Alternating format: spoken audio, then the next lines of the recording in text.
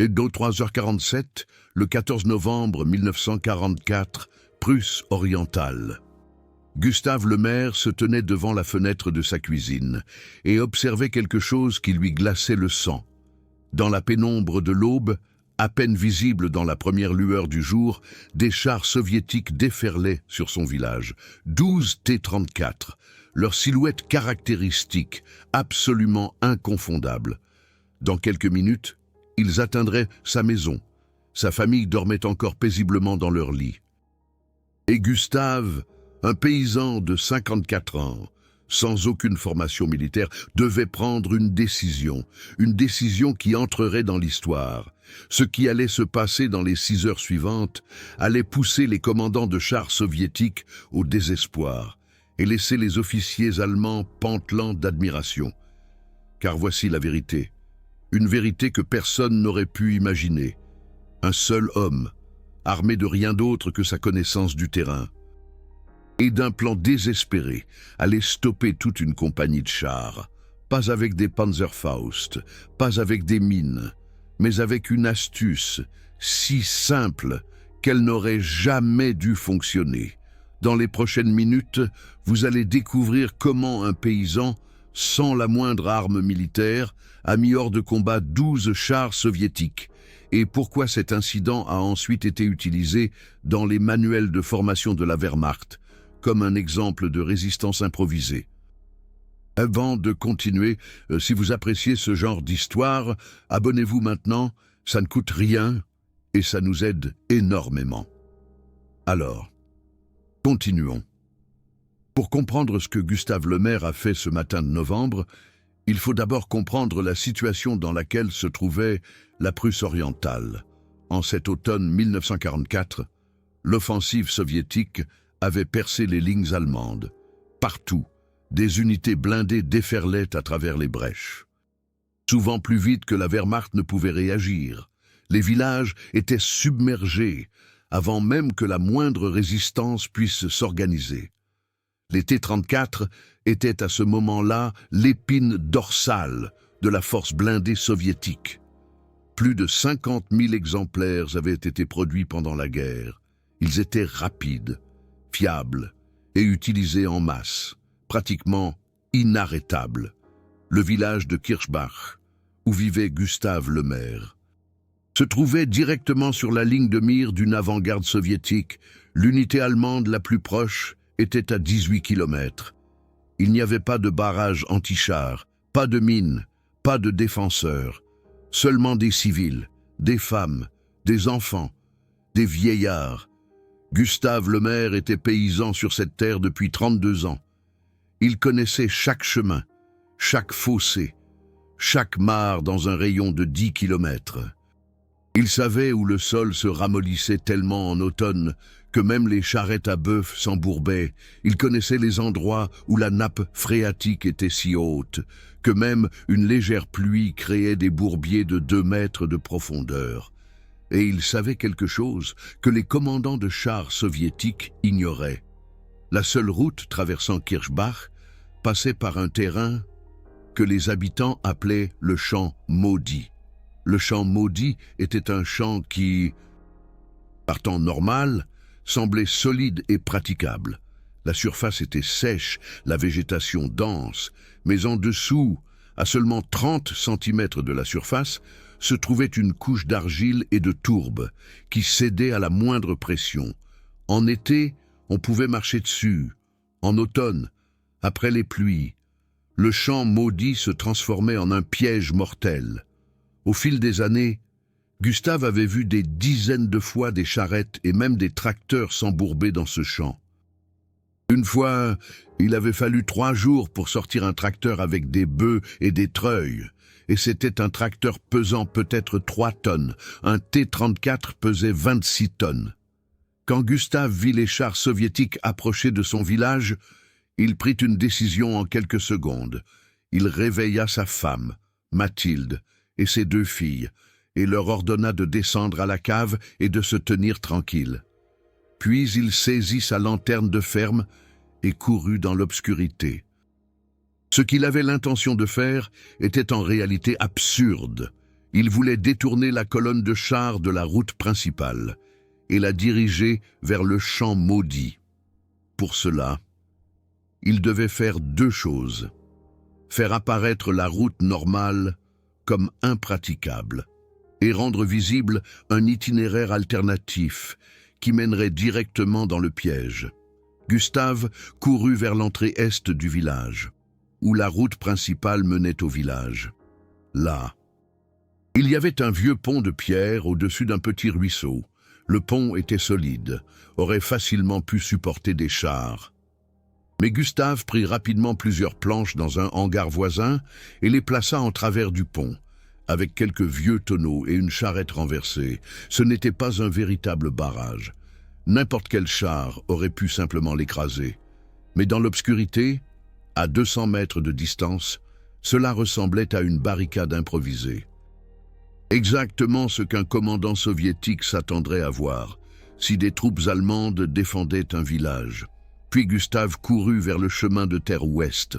Ce chemin contournait le village, à travers le champ maudit, et rejoignait la route principale de l'autre côté. En été, il était utilisé par les paysans pour se rendre dans leurs champs.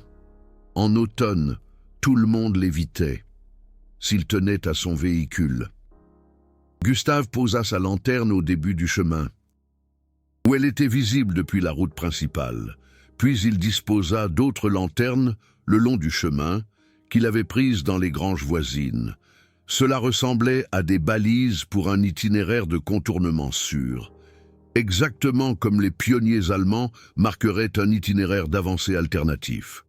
Il était 04h23 lorsque Gustave termina ses préparatifs. Les chars soviétiques étaient maintenant à moins de 500 mètres.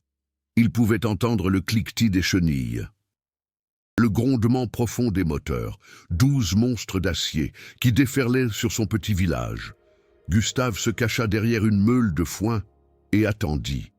Le T-34 de tête atteignit le carrefour. Gustave pouvait voir la trappe s'ouvrir et un commandant en sortir. À travers ses jumelles, il examina la barricade improvisée sur le pont, puis il pivota vers la gauche, où les lanternes balisaient le chemin de terre. Pendant un instant, Gustave retint son souffle. Le commandant allait-il mordre à l'appât? La réponse vint sous la forme d'un signal de la main. Le char de tête tourna et s'engagea sur le chemin de terre balisé. Le deuxième char suivit, puis le troisième. Gustave observa les 3 premiers T-34 s'engager dans le champ maudit.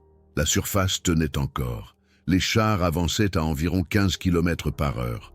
Tout semblait normal. Puis, cela arriva. Le 4e char était sur le point de s'engager sur le champ.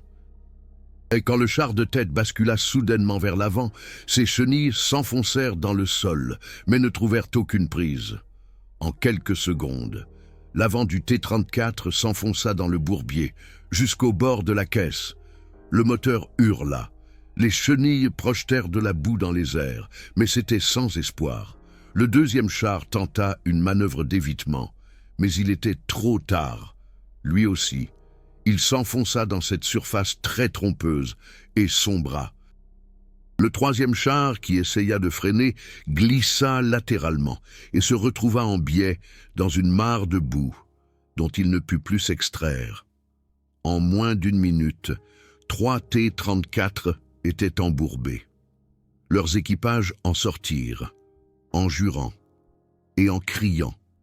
À la lumière de l'aube naissante, Heinrich pouvait les voir tenter d'évaluer la situation. Mais c'est là que les choses devinrent vraiment intéressantes. Le 4e char, qui se tenait au bord du champ, décida de porter secours à ses camarades en difficulté. Manœuvre classique. Un char tire l'autre avec des câbles d'acier, mais, alors que le 4e T-34 s'engageait dans le champ, pour se mettre en position, il s'embourba à son tour. C'était comme si quelqu'un avait tiré un bouchon. Le 5e char, qui essayait d'éviter le 4e, fut également pris au piège, dans une zone particulièrement molle. Le 6e, en tentant de freiner, glissa hors de la route de fortune et bascula dans un fossé qui semblait être un banal accotement, mais qui était en réalité profond de 2 mètres. À 04h51, moins de 30 minutes après que la colonne ait emprunté le chemin de terre, 6 T-34 étaient hors de combat. 3 étaient coincés dans le champ maudit. 2 autres s'étaient embourbés en tentant de les dégager. Et 1 gisait dans le fossé. Les 6 chars restants se trouvaient maintenant sur la route, pris au piège entre leurs camarades embourbés devant eux et la prétendue barricade derrière eux. Ici, il faut marquer un temps d'arrêt et apprécier la situation. Heinrich Bergmann, sans la moindre arme, avait mis hors d'état de nuire la moitié d'une colonne de chars soviétiques. Il n'avait posé aucune mine, n'avait tiré aucun Panzerfaust, n'avait pas tiré un seul coup de feu. Il avait simplement utilisé le terrain qu'il connaissait depuis des décennies. Les équipages soviétiques étaient face à un dilemme. Ils ne pouvaient pas avancer. Le champ maudit s'était révélé être un piège. Ils ne pouvaient pas reculer, sans savoir ce qui se cachait derrière la barricade. Et ils ne pouvaient pas libérer leurs camarades embourbés, car toute tentative de sauvetage mettait en danger d'autres chars. Le commandant soviétique demanda du renfort par radio. Des véhicules de dépannage furent demandés. Mais ceux-ci mettraient des heures à arriver. Entre-temps, il s'était passé autre chose. Le village de Kirchbach n'était pas le seul objectif de l'avant-garde soviétique. Une deuxième colonne avait progressé, 15 kilomètres plus au nord, où elle avait rencontré une résistance allemande. Lorsque la nouvelle arriva que la première colonne avait été stoppée, les 6 chars restants furent retirés afin de renforcer la deuxième colonne. Ils abandonnèrent leurs camarades embourbés. Il était 07h15 lorsque les derniers bruits de moteur s'éteignirent. Heinrich Bergmann sortit de sa cachette et s'approcha prudemment des chars échoués. Les équipages, 18 hommes au total, s'étaient retirés à pied, après qu'il soit devenu évident qu'aucune aide rapide n'arriverait. 6 chars T-34, chacun pesant 26 tonnes, étaient coincés, impuissants, dans le bourbier du champ maudit. Leurs canons pointaient inutilement vers le ciel. Leur moteur était silencieux. À 09h30, une patrouille de reconnaissance allemande atteignit le village de Kirchbach. Les soldats n'en croyaient pas leurs yeux. 6 chars soviétiques, complètement intacts, mais incapables de bouger, sans qu'un seul coup de feu allemand n'ait été tiré. Le lieutenant, qui dirigeait la patrouille, demanda à Heinrich ce qui s'était passé. Lorsque Heinrich raconta son histoire, l'officier éclata d'abord de rire, incrédule, puis son visage devint grave. Ensuite, il alla chercher son adjudant et fit tout raconter à Heinrich une nouvelle fois. À 11h01, un détachement de pionniers arriva pour évaluer la situation. Les pionniers confirmèrent. Les chars étaient si solidement embourbés qu'il faudrait plusieurs jours pour les dégager, même avec du matériel lourd. Dans la configuration actuelle du front, ce n'était pas une option. Les T-34 furent détruits à l'explosif, afin d'empêcher qu'ils ne soient repris et réparés par les Soviétiques. Heinrich Bergmann n'avait pas seulement arrêté 12 chars, il en avait détruit 6 de manière permanente, sans tirer un seul coup de feu. L'histoire de Heinrich Bergmann se répandit rapidement à travers les lignes allemandes. En moins d'une semaine, tous les officiers du secteur connaissaient l'histoire du paysan, qui avait arrêté une colonne de chars. Mais voici quelque chose que la plupart des gens ignorent. L'astuce de Heinrich n'était pas un cas isolé. Elle faisait partie d'un schéma plus large qui désespérait les commandants de chars soviétiques. À l'automne 1944, alors que le front traversait la Prusse orientale, de plus en plus de civils utilisèrent leur connaissance du terrain pour entraver l'avancée soviétique. Les journaux de guerre soviétiques de cette époque révèlent que les pertes de terrain dues aux embourbements augmentèrent considérablement à l'automne 1944. Un rapport de la 2e armée de chars de la garde, daté de novembre 1944, déplorait « La population locale connaît le terrain mieux que nos cartes ne le montrent. Sans cesse, Nos véhicules tombent dans des pièges qui ne sont pas répertoriés sur les cartes. Que voulait dire exactement le commandant soviétique? Il parlait d'endroits comme le champ maudit, des dépressions marécageuses, qui s'asséchaient en été et semblaient inoffensives, mais qui se transformaient en pièges à chars en automne. Des prairies inondées, qui laissaient croire à un sol dur, des bords de fossés, qui tenaient sous le poids d'une vache, mais qui cédaient sous 26 tonnes d'acier. Les cartes soviétiques, basées pour la plupart sur des cartes allemandes d'avant-guerre, ne répertoriaient pas ces particularités locales. Pour un cartographe, qui n'avait jamais mis les pieds sur le terrain, un champ était un champ, mais pour un paysan qui y avait travaillé toute sa vie, chaque parcelle de terre était unique. Heinrich Bergmann savait que le champ maudit était dangereux, parce que son grand-père y avait perdu 2 chevaux en 1891. Cette connaissance n'avait jamais été consignée par écrit, elle n'existait que dans l'esprit des habitants. La Wehrmacht reconnut la valeur de ce savoir local.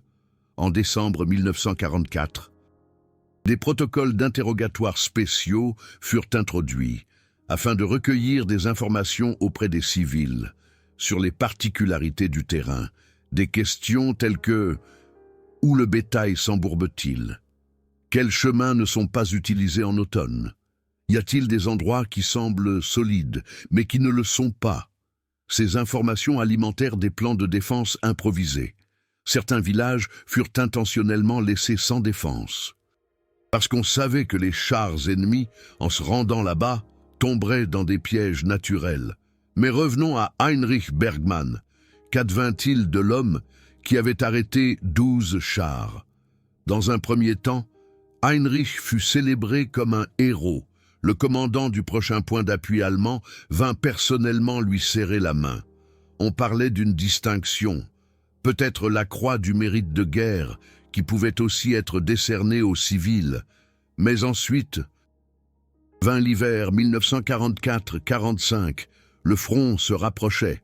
Kirchbach se trouvait désormais directement dans la zone de tir. En janvier 1945, le village dut être évacué. Henri, Mathilde et leurs 2 filles rejoignirent le flot de réfugiés qui se dirigeait vers l'ouest. La fuite de Prusse orientale, durant l'hiver 1944-45, fut l'une des plus grandes tragédies de la Seconde Guerre mondiale. Des centaines de milliers de civils se lancèrent sur des routes glaciales. Et pourchassés par le front qui avançait, beaucoup n'atteignirent jamais leur destination. Henri Bergmann eut de la chance. Sa famille survécut à la fuite et atteignit le Schleswig-Holstein en mars 1945. Là, ils vécurent les années suivantes dans un camp de réfugiés avant de finalement trouver un petit appartement à Kiel. Henri parlait rarement de son acte héroïque. Si on lui posait des questions, il balayait la chose d'un revers de la main. « Je n'ai fait que ce que n'importe quel paysan aurait fait, » disait-il. « Je connais ma terre, c'est tout. » Mais son histoire ne fut pas oubliée. En 1952, lorsque la toute nouvelle Bundeswehr commença à développer du matériel de formation, des officiers tombèrent sur le récit du paysan de Kirchbach. L'histoire fut intégrée à un manuel sur les mesures de défense improvisées. Comme exemple de la façon dont la connaissance du terrain local pouvait être plus efficace que les armes conventionnelles. État actuel. 500 abonnés, 16 000 heures de visionnage. Si vous souhaitez regarder régulièrement, abonnez-vous maintenant. Chaque abonnement compte. Continuons l'histoire. Voici un détail qui montre à quel point la ruse d'Henri fut efficace. Chaque T-34 en 1944 coûtait à l'Union soviétique environ 135 000 roubles à la production. À cela s'ajoutaient les coûts de formation de l'équipage, de transport au front, d'approvisionnement en munitions et en carburant. 6 T-34, perdus définitivement à cause du piège d'Henri, représentaient une perte d'au moins 810 000 roubles en coûts matériels directs. Mais le véritable préjudice était plus important. Les 6 chars embourbés bloquèrent pendant plusieurs heures la seule voie d'avancée utilisable dans ce secteur. l'offensive soviétique dut être détournée. Perte de temps, 18 à 24 heures. Pendant ce temps, les unités allemandes purent renforcer leur position. Bien sûr, ces renforts ne gagnèrent pas la guerre. L'issue était déjà scellée depuis longtemps. Mais pour les habitants des villages à l'est de Kirchbach, ces 24 heures représentaient la possibilité de fuir avant que le front ne les submerge. Henri n'a jamais su combien de personnes avaient pu s'échapper grâce à son action de retardement.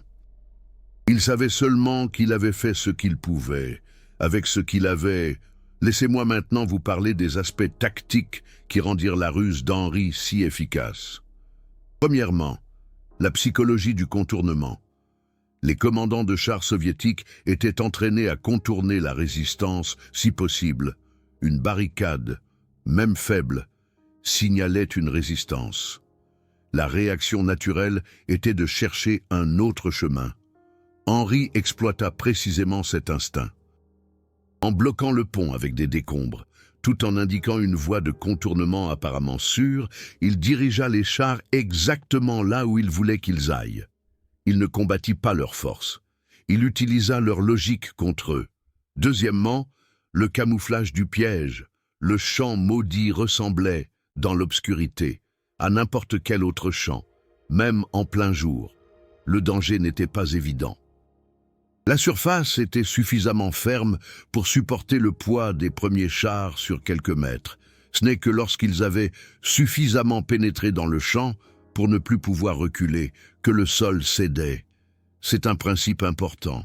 Un bon piège n'est reconnu que lorsqu'il est trop tard. Henri n'avait pas le temps de creuser des fossés ou de construire des obstacles. Mais il n'en avait pas besoin non plus. La nature avait déjà construit le piège. Il devait seulement s'assurer que les chars y entraient. Troisièmement, l'effet de cascade. Henri ne s'attendait pas à ce que seul le premier char reste coincé. Il espérait 2, peut-être 3, mais la réalité dépassa ses attentes, parce qu'il n'avait pas pris en compte un facteur psychologique, la camaraderie. Les équipages de chars n'abandonnent pas leurs camarades. Lorsqu'un char est coincé, les autres essaient d'aider. Cet instinct, qui pouvait être vital dans d'autres situations, conduisit ici à ce que d'autres chars tombent dans le piège. Le 4e, le 5e et le 6e T-34 ne furent pas stoppés par le champ maudit lui-même. Ils furent stoppés en tentant d'aider leurs camarades embourbés. Quatrièmement, le gain de temps.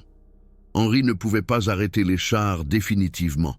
Il le savait, tôt ou tard. Des véhicules de dépannage arriveraient, libéreraient les chars embourbés. Et l'avancée reprendrait. Mais il n'avait pas besoin d'une solution permanente. Il avait besoin de temps. Du temps pour que sa famille se cache. Du temps pour que le village se prépare à l'inévitable. Du temps pour que les services de renseignement allemands reconnaissent la situation et réagissent. Chaque heure que les chars passaient embourbés dans la boue était une heure que quelqu'un d'autre pouvait utiliser pour fuir. Et voici ce qui est remarquable. Henri Bergmann n'a pas appris toutes ces considérations tactiques dans un séminaire militaire. Il a agi par instinct, par désespoir, par le lien profond qu'il entretenait avec sa terre. Les pertes soviétiques, dues à l'embourbement et aux problèmes de terrain en Prusse orientale, furent considérables. Entre octobre 1944 et janvier 1945, selon diverses estimations, plus de 400 chars soviétiques furent perdus à cause de problèmes de terrain, non pas à cause du feu ennemi, mais à cause de la boue, des marées et des obstacles imprévus. Toutes ces pertes n'étaient pas dues à un sabotage délibéré comme celui d'Henri. Beaucoup étaient simplement de la malchance, un mauvais tirage, un renseignement insuffisant. Mais l'histoire montre que la connaissance locale pouvait être une arme dans cette guerre. Il y a une déclaration d'un commandant de chars soviétique qui fut consignée dans une interview d'après-guerre. Les pires ennemis en Prusse orientale n'étaient pas les chars allemands. C'étaient les vieux hommes qui connaissaient leur champ mieux que nous nos cartes. Ils nous conduisaient dans des marais où nous perdions nos chars sans tirer un seul coup de feu. On ne sait pas si ce commandant connaissait Henri Bergmann, mais il aurait pu parler de lui. Maintenant, voici un aspect de l'histoire qui est moins connu. Henri n'était pas seul.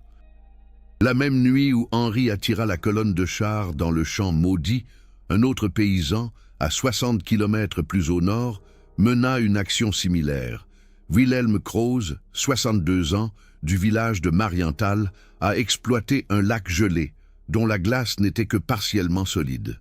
Il a brisé la glace à un endroit invisible depuis la route et a recouvert le trou de neige lorsqu'une colonne de reconnaissance soviétique a tenté d'utiliser le lac comme raccourci. 3 véhicules ont sombré à travers la glace.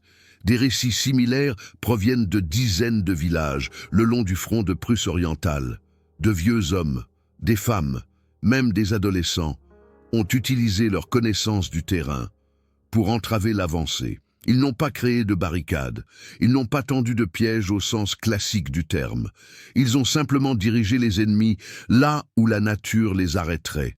C'était une forme de résistance qui ne nécessitait pas d'armes, pas de formation militaire, pas d'ordre venu d'en haut. C'était la résistance du peuple, défendant sa terre, avec le seul outil qu'il possédait, sa connaissance de cette terre.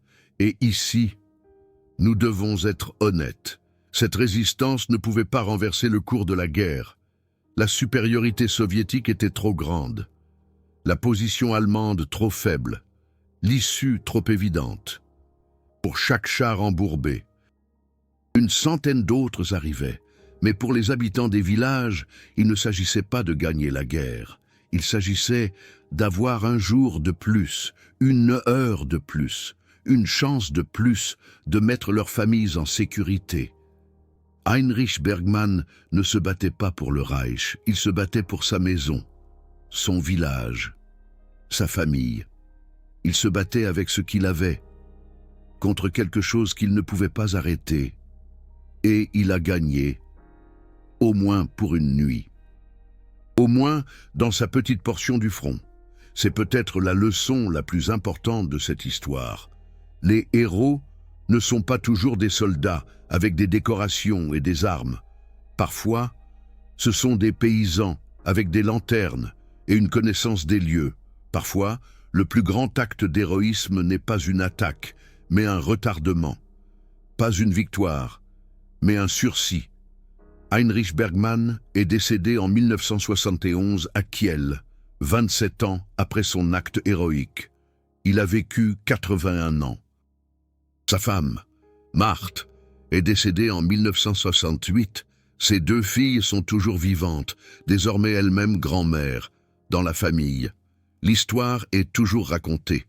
Comment Papy a arrêté 12 chars, comment il a mené les Russes dans la boue, comment il a sauvé le village. Au moins pour une nuit, c'est une histoire qui mérite d'être racontée.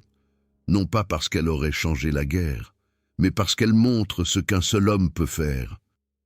Et quand il connaît sa terre, et qu'il a le courage d'agir, permettez-moi maintenant de vous expliquer pourquoi les T-34 étaient aussi vulnérables à ce type de piège. Le T-34 était un excellent char. De nombreux historiens le considèrent comme le meilleur char moyen de la Seconde Guerre mondiale. Son blindage incliné, son moteur diesel fiable, ses larges chenilles, tout était adapté aux conditions russes. Mais c'est précisément là que résidait le problème. Les larges chenilles du T-34, larges de 500 mm, répartissaient le poids du char sur une grande surface. Cela le rendait idéal pour la boue russe. La tristement célèbre Rasputitsa, en Russie, où le sol se transformait en une mer de boue sans fin pendant les périodes de transition. Le T-34 pouvait encore rouler, là où d'autres chars étaient depuis longtemps embourbés. Mais en Prusse orientale, le sous-sol était différent. Le sol de Prusse orientale, en particulier dans les basses terres, était constitué d'un mélange d'argile, de tourbe et de sable. Ce mélange était trompeur. Par temps sec, il formait une surface dure. Par temps humide, il se transformait en une sorte de sable mouvant qui cédait sous la pression, mais pas assez vite pour donner un avertissement. Les larges chenilles du T-34 n'aidaient pas ici. Au contraire, elles répartissaient certes le poids, mais une fois que le sous-sol cédait, elles s'enfonçaient de plus en plus profondément. Le puissant moteur, qui était un avantage sur un sol ferme, devenait un inconvénient, car il ne faisait qu'enfoncer les chenilles encore plus vite. Heinrich ne connaissait rien de ces détails techniques, mais il connaissait le champ maudit. Il savait que les véhicules lourds s'y enfonçaient. C'était suffisant. Il y a un autre aspect technique qui a favorisé la ruse d'Heinrich. Le T-34 avait une portée relativement courte pour les radios. L'équipement standard, la radio 9R, avait une portée d'environ 16 km dans des conditions optimales. En pratique, surtout par mauvais temps ou en terrain bâti, la portée était souvent nettement inférieure. Cela signifiait que les chars embourbés ne pouvaient pas immédiatement appeler à l'aide. Le char de tête, qui s'était enfoncé en premier, ne pouvait pas signaler sa position à la base. Avant que d'autres chars ne s'approchent, et quand ces derniers se sont approchés, ils sont eux-mêmes tombés dans le piège. Le retard de communication a coûté de précieuses minutes, des minutes, pendant lesquelles d'autres chars ont foncé dans la boue, des minutes, pendant lesquelles le piège a pu déployer pleinement son effet. Mais voici la question que tout le monde se pose. Pourquoi les équipages soviétiques n'ont-ils pas simplement tiré ? 12 chars avaient au total 12 canons, des canons de 76 mm, ou les versions plus récentes de 85 mm. Ils avaient des mitrailleuses. Ils auraient pu réduire le village en cendres, mais ils ne l'ont pas fait. Pourquoi ? Premièrement, ils ne savaient pas qu'ils étaient tombés dans un piège. Lorsque les premiers chars se sont retrouvés coincés, les équipages ont pensé à un accident, mauvais terrain, malchance, rien de plus. Il n'y a aucune preuve que les soldats soviétiques aient soupçonné une embuscade. Ils pensaient qu'ils avaient simplement touché un mauvais endroit. Deuxièmement, ils avaient d'autres priorités. Un char embourbé est un char vulnérable. La première priorité était de se libérer, pas de se battre. Les équipages se sont concentrés sur le sauvetage de leur véhicule, pas sur la recherche d'un ennemi qu'ils ne pouvaient pas voir. Troisièmement, il n'y avait pas d'ennemi visible. Heinrich n'avait pas tiré un seul coup de feu. Il n'avait pas montré d'armes. Il n'avait même pas essayé de s'approcher des chars. Pour les équipages soviétiques, il n'y avait pas d'ennemis à abattre, seulement de la boue et de l'obscurité. C'est un point important. Heinrich a gagné, parce qu'il ne s'est pas battu. Chaque tir, chaque explosion, chaque signe de résistance aurait modifié la réaction soviétique. Les chars auraient bombardé le village, auraient demandé des renforts, auraient marqué la zone comme hostile. Mais parce qu'Heinrich est resté invisible, les soviétiques ont traité l'incident comme un accident, pas comme une attaque. C'est l'art de la guerre asymétrique. Ne pas être plus fort que l'ennemi, mais vaincre l'ennemi, sans qu'il sache qu'il a été vaincu. Pour être honnête, la chaîne a besoin de 1. Pour continuer à grandir, nous avons besoin de 1000 abonnés. Actuellement, nous en sommes à 500. Si ce travail d'histoire détaillée vous plaît, abonnez-vous maintenant. Chaque abonnement nous rapproche de davantage de recherches d'archives et de documentation plus approfondies. Maintenant, laissez-moi vous raconter ce qui est arrivé au champ maudit après la guerre. Après la guerre, la Prusse orientale a été cédée à l'Union soviétique et divisée entre la RSS de Russie et la RSS de Lituanie. Le village de Kirchbach n'existe plus sous ce nom aujourd'hui. La population allemande a été expulsée. De nouveaux colons sont arrivés. Mais le champ maudit existe toujours. Dans les années 1970, les autorités agricoles soviétiques ont tenté de drainer la zone et de la rendre cultivable. Le projet a été abandonné après 5 ans. Le sous-sol était trop instable. Les coûts trop élevés, aujourd'hui, le terrain est en friche. Personne n'y cultive, personne ne le traverse. C'est un morceau de terre oublié qui mérite son nom. Mais les histoires continuent de vivre. En 1998, la fille aînée d'Heinrich, alors âgée de 72 ans, est retournée dans la région qui était autrefois sa patrie. Elle voulait voir ce qui restait de Kirchbach. Elle n'a pas trouvé grand-chose. Les vieilles maisons avaient disparu. Remplacées par des immeubles préfabriqués soviétiques, l'église avait été démolie. Le cimetière était envahi par la végétation, mais elle a reconnu immédiatement le champ maudit, le champ que son père connaissait si bien. La dépression qui avait englouti les chars, il était comme avant, vert en été, traître en automne, inaltérable. Elle est restée longtemps là, pensant à son père, à la nuit qu'elle avait passée, petite fille, dans la cave. Tandis que les chars soviétiques s'enlisaient dans la boue, à la fuite qui a suivi, à tout ce qui avait été perdu, le champ maudit avait donné à son père les outils dont il avait besoin et lui avait sauvé la vie. C'est peut-être l'héritage le plus profond de cette histoire. Il ne s'agit pas seulement de chars et de tactiques, il s'agit du lien entre les gens et leur terre, de la connaissance, qui se transmet de génération en génération, de la force, qui réside dans ce lien. Heinrich Bergmann n'était pas un soldat, mais il était un homme, qui connaissait sa terre. Et au moment où cela comptait, cette connaissance valait plus que n'importe quelle arme. Il y a encore un dernier détail que je voudrais partager avec vous. Lorsqu'Heinrich était en fuite, en janvier 1945, alors que sa famille marchait vers l'ouest dans la neige, il portait un petit carnet. Dans ce carnet, il avait fait des dessins. Pas des œuvres d'art, juste de simples croquis.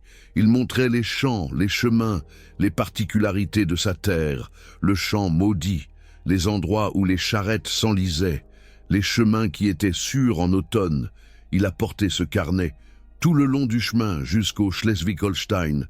Il l'a gardé toute sa vie. Il se trouve encore aujourd'hui dans un tiroir, dans la maison de sa petite fille. Pourquoi l'a-t-il emporté? Peut-être parce qu'il espérait pouvoir revenir un jour. Peut-être parce que cette connaissance était tout ce qui lui restait de sa patrie. Peut-être parce qu'il savait que la connaissance est la seule arme que l'on ne peut pas perdre. Nous ne le saurons jamais. Heinrich n'en a jamais parlé, mais le carnet existe. C'est un témoignage d'un monde qui n'existe plus. Un témoignage d'un homme qui connaissait sa terre. Un témoignage d'une nuit où cette connaissance a arrêté 12 chars. Si cette histoire vous a plu, si elle a touché quelque chose en vous, alors partagez-la, racontez-la.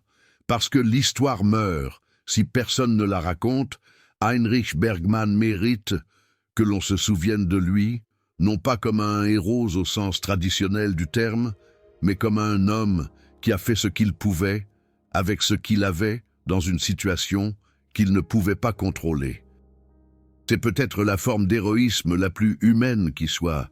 12 chars soviétiques, une nuit de novembre 1944, un paysan sans armes, et une histoire qui ne devrait jamais être oubliée.